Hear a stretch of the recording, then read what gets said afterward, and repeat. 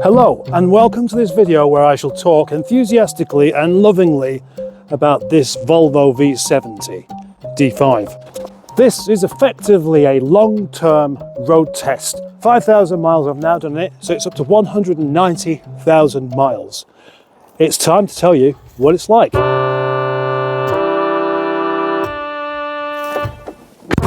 First thing I can tell you is that I do find this annoying. I just knew it was going to happen. Not Radio 4, not the bong from the dash cam, but one of its actual features. A safety feature, if you like.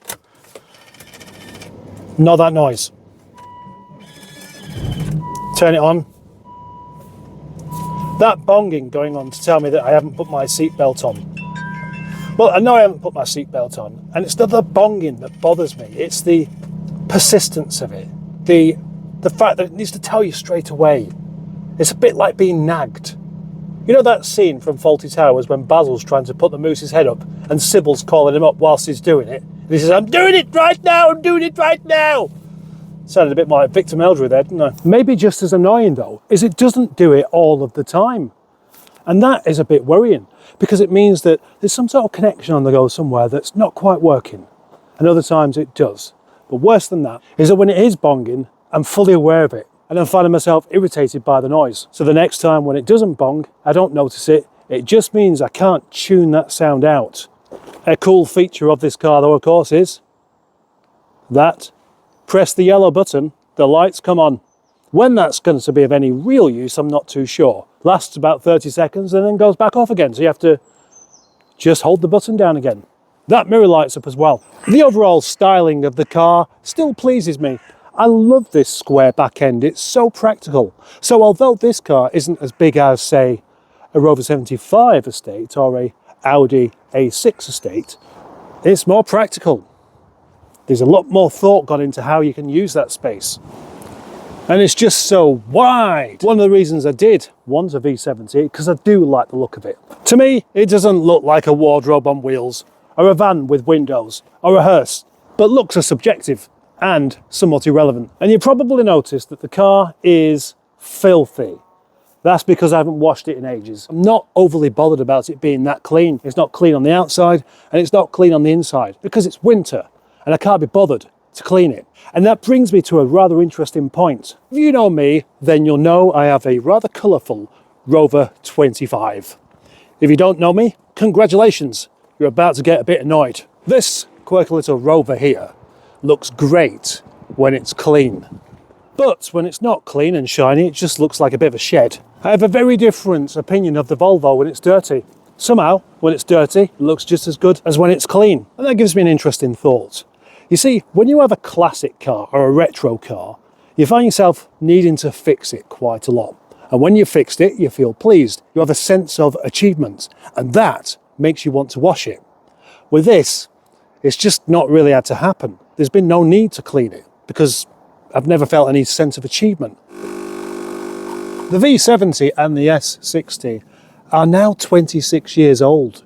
It's now a retro car with all of the safety features and rigid body shell that you would expect from something a lot more modern and something a lot less reliable. Given that Volvo estates were once just seen as fuddy-duddy cars, really dull, boring people's cars, that perception's changed somewhat. Now they're cool. And this one, although it isn't a particularly old car, still has something about it that says cool. And other people that drive them, and there are still quite a lot of them about, tend to give you the nod. The nod of, we know something other people don't. Its fuel consumption figures have been anywhere between exceptional and not really anything to talk about, depending on the circumstances. Last year, I gave this car its best opportunity to shine in the world of eco-driving, and I managed to get 90 miles per gallon on a trip to Scotland. But in the winter, during its short trips to work and back of only 3 miles, where it doesn't get a chance to warm up properly, mid-30s, which is, well, it's all right. Unfortunately, over winter, this car's done nothing but short trips to and from work, and the temperature gauge hasn't actually got all the way there. It's not had a good opportunity to deliver really good miles per gallon because the engine's still cold. and it's not designed to be cold. You can probably gather by now that on the whole, I'm very, very happy with this car. This car has been one of the best cars I have ever had. But to be fair, if anyone wanted to see, you know, a more balanced view, I'm going to have to tell you a couple of things that haven't been quite right. There's not an awful lot though. First of all, it was starting to do some strange boost things with lots of whistly noises, and then went into limp mode twice. However, I didn't really fix it before it just stopped doing that. Just like an octogenarian porn star, if you push this car too hard, it might go into limp mode. It's still making the noise, and the noise is kind of cool actually. I don't mind the noise. Doesn't seem to lose any power, doesn't seem to lose any fuel economy. We see this seat's got a broken bit there due to a bit of flimsy build quality. There's a rip there due to lack of durability. In a toss-up between doing a buyer's guide for the V70 and just my own experience, I've taken my own experience first because I'm going to do a buyer's guide at some point in the near future when I know a lot more about the car and others like it. From what I can gather, tears on seats and bits of broken trim are fairly standard on the V70 anyway, and it's not a major issue. It's just a little bit of an untidy glitch, just like having a scuff on the bumper. I can't blame Volvo because I've got a scuff on the bumper. I could say there might be a bit of build quality issue because we have this hanging off there and on the other side as well. But I think that's more down to the fact that people tend to back them into things because of having parking sensors that don't work. But the thing is, they do work sometimes, just not always. So if you're one of these people that relies on parking sensors to know exactly how close you are, you're going to back into something. Well, unless yours do work. I'd happily get in this car and go anywhere in the country and not really worry about it. I don't tend to be over panicky about the oil or the coolant or, well, anything really. I mean, I do check those things, but I don't find myself getting stressed about them. Having said that, from time to time, you switch it on and then it just flicks itself back off again, like there's an immobilizer issue, like the key's too far away from the ignition ring, which obviously it can't be really. It takes a little while before you find these little four-boils where you think, could have done a bit better with that had they tried. Such as, these door pockets are a bit naff really. What can you fit in there? A CD, and a walkie-talkie, and an air freshener, and a couple of Gregory Elgood pens. No pockets in the back at all, just pockets in the seats. It's an extremely comfortable car to sit in, and in the back as well. Let's as well do a bit of nitpicking though. And around the tailgate area, sometimes this doesn't really operate too well, and that's been a concern. I removed the trim off the back because I found that you can't open it from the inside any longer because some of the bits have fallen off. So if I find myself in that emergency situation where the external handle is no longer working, at least I should be able to get my digits in there somewhere and find a way of opening it, which I wouldn't be able to do if the trim was on. And I don't particularly want to smash the trim apart. This is the 7-seat version, which is fantastic. It's not very good for adults in the back. In fact, it's not in the slightest bit suitable. The problem with that is that when you have the parcel shelf in place, obviously you can't use the rear seats. That's acceptable. But when you have the parcel shelf just in at all, you can't use them because the seat belts are on the other side. And you need to be able to pull the seats up further than what that parcel shelf allows you to do. Is that bad design? Or is it just lazy? Most of the time I don't even bother with the parcel shelf in there. I've taken to putting it back in because, quite simply, it will hide the exposed plastic boot lid. It's just a parcel shelf, but it is flimsy. It's not, I mean, it's just a roller, which is okay, but just the way it operates and the way you pull it off isn't particularly nice. Everything works. Almost everything works. It's telling me the drive door's open. I need some assistance there, I know. Time for a regular service, I've done that. Fill the washer fluid, I haven't done that. Engine service required, have you told me that one already? 165 miles to an empty tank, which is quite a lot, being as how much is left in there. The lights work on this side, but not on that side, so it's just a lamp that's out that doesn't tend to want to work by tapping it, but sometimes it does work. And the radio works. The light's operational switch, and as you can see, That is off. But out the front there, you can see that they are on. You don't have any choice about this. You have to have the lights on. That's how they designed it. So it's a bit strange, really. They come on with the ignition, but if you turn them on, like so, the lights are on. But if you turn the engine off, the lights go off. Makes you wonder, what is the point in having a switch at all? However, you can just have side lights on, which is there. That takes away the headlamps. But there's no warning when you turn the engine off, so you can easily end up leaving your lights on all night. The heated seat works very nicely. It is a very satisfying car. It handles really flat. The suspension is really quite stiff on it, so you can really fling it around the corners. But the other side to that rather magnificent coin is a slightly crashy ride, and the tendency to go with the bumps somewhat. Maybe the suspension's not at its best. Drop links, track rod ends, showing just a little bit of a rather playful track rod end you have there. No, it doesn't have any comedy handling. It's all very, very predictable. You know, if you just move the sign, I'd still be able to drive around here, wouldn't I? When the dog comes in the car, she goes in the boot. That's where the dog belongs, in the boot, not on the passenger seat where her claws can start to rip holes in the leather. Doggy in the car, very, very easily could press that button there if she was left in there for 5 minutes while she go and buy some milk. No dog's going to overheat in this weather. And then, what if you've left the key in the ignition and the dog has locked you out? That's a scenario that I've never even thought of before, because she goes in the boot. But I bet that's happened to someone. I bet it has. And what you can't really do is instruct a dog to unlock the door, because they just don't have that kind of capacity to think about what the problem may even be. You could be banging on the window saying, "Open the door," and the dog's, "Hiya, how's it going? Are you coming back in the car yet?" This car has a total of 5 cup holders. I think it's 5 anyway. There's one on the dashboard that's broken. There's 2 in the middle, just there. Both of them have lost their rubbery, grippy things to stop the cup from moving around. And then there's 2 in the armrest as well. And to use the 2 in the armrest, that means you've got to have the armrest flipped backwards. That got a lot of use during the summer last year. It's okay once you're doing a long journey and you've got 2 people sat either side of it, but you can't really climb in and out whilst you've got cups on the go. The previous problems of this car can't really be included into this, can it?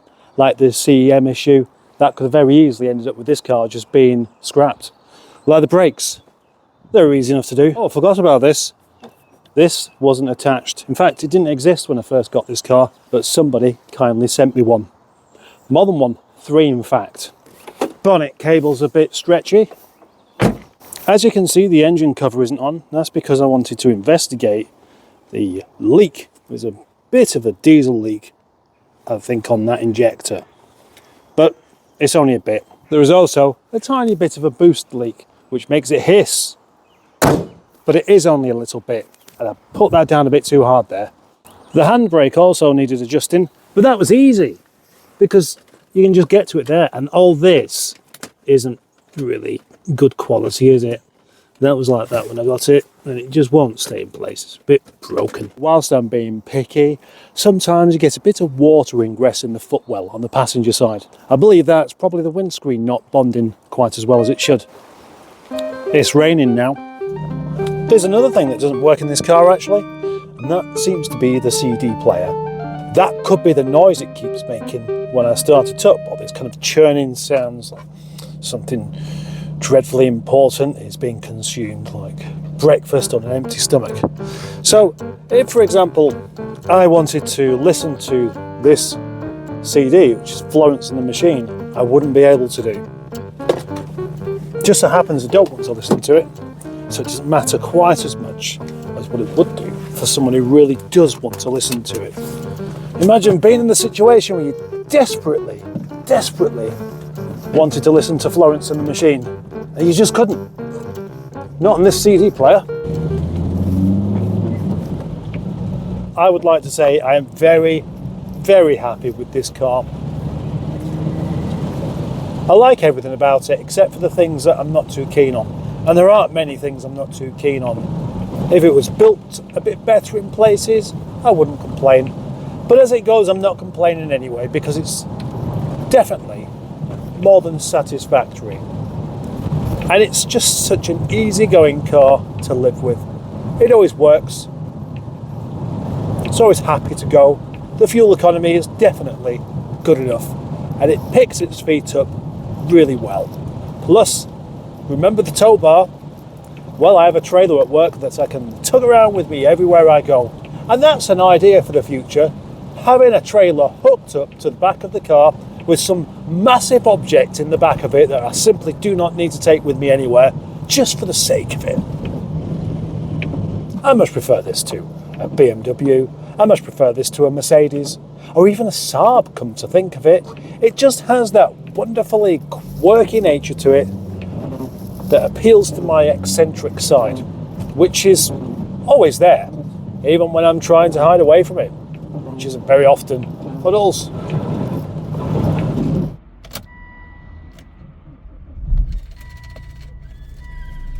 Just like an octogenarian porn star, if you push this car too hard, it might go into limp mode. But that's literally happened twice so far.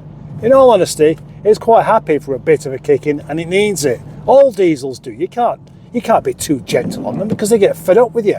And that brings me to the point of this car's rather wonderful engine, the D5, the 5-cylinder 2.4 diesel with 163 brake horsepower. The later model had a bit more, but it had DPF problems and stuff like that. This is the last car that they made where you just didn't really have to worry about stuff.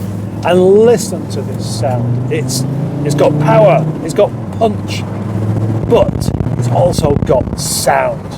A really visceral, exciting, scary sound. And it can be just a little bit addictive.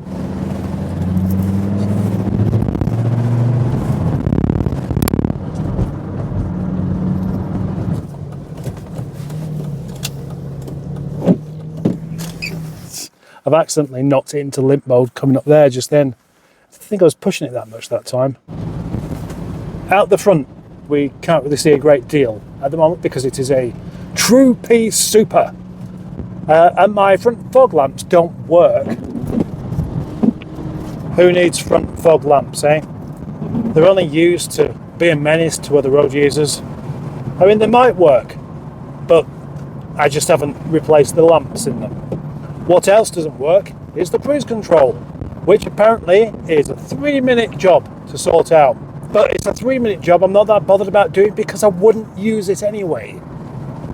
And finally, just one slight irritation, the wipers. This has manual wipers and auto wipers. And the auto wiper has a little switch on the stalk, and you can't see it because the steering wheel's in the way. My V70 D5. What a truly fabulous car this is. I hope I never need to get rid of it.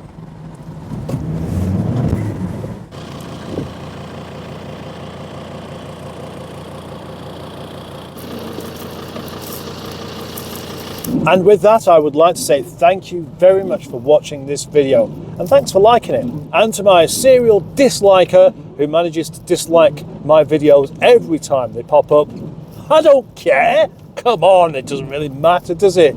You're not doing me the injustice that you think. Thanks for subscribing. Thanks for being a channel member. Thanks for thinking about being a channel member. Thanks for wanting to be a channel member but not being a channel member. Thank you for watching it right the way to this point now. Thank you for clicking on it and clicking straight off. No, I won't thank you for that one. And I hope to see you in another video, either the next video or the one after that, or one of the nearly 1,700 videos that I have in my back catalogue. There is no reason ever to find yourself bored unless you find these videos boring. Go and watch some. Thank you. Oh, by the way, do me a favour, go make a cup of tea while the adverts run, then I can get paid for this. Bye bye.